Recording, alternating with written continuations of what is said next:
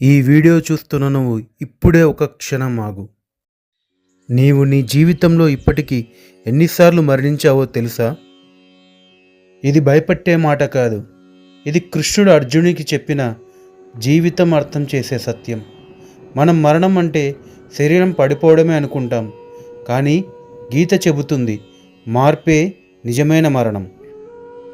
నీవు చిన్నపిల్లగా ఉన్న రోజులు నీకు గుర్తుందా? అప్పుడు నీ ప్రపంచం చిన్నది, బొమ్మలు, ఆటలు, అమ్మ.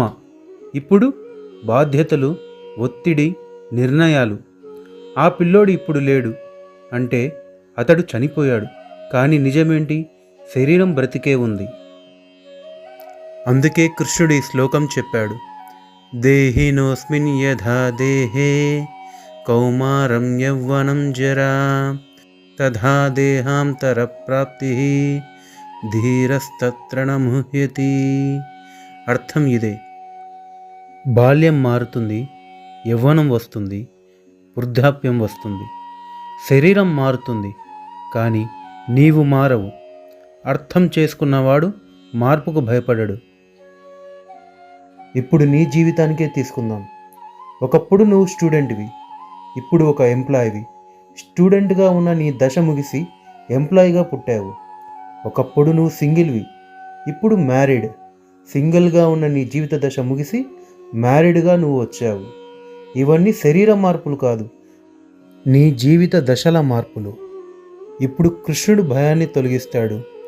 నత్వేవాహం జాతు నాశం అంటే నీవు ఎప్పుడూ లేనివాడవి కాదు, భవిష్యత్తులో కూడా నీవు లేకుండా పోవు. నీవు శాశ్వతం, మారేది నీ పాత్ర మాత్రమే. అయితే మనం ఎందుకు బాధపడతాం? ఎందుకంటే మనం పాత్రకే అతుక్కపోతాం. జాబ్ అంటే నేనే, రిలేషన్షిప్ అంటే నేనే, స్టేటస్ అంటే నేనే. అవి మారితే మనమే పోయినట్టు అనిపిస్తుంది. అదే అజ్ఞానం. అందుకే కృష్ణుడు అర్జునుడిని హెచ్చరించాడు, అశోచనన్వశోచస్త్వం. నీవు శోకించకూడని వాటికే శోకిస్తున్నావు.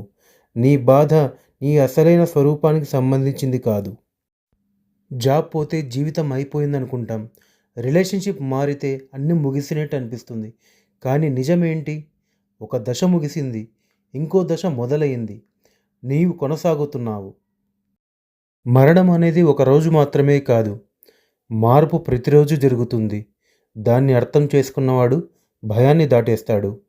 నీవు ఇప్పటికే ఎన్నిసార్లు మారిపోయావో తెలుసుకున్నాక ఇంకా ఈ ఒక్క మార్పుకు ఎందుకు భయపడాలి? నీకు ఆ శ్రీకృష్ణుడు తోడుగా ఉన్నాడు. జై శ్రీకృష్ణ.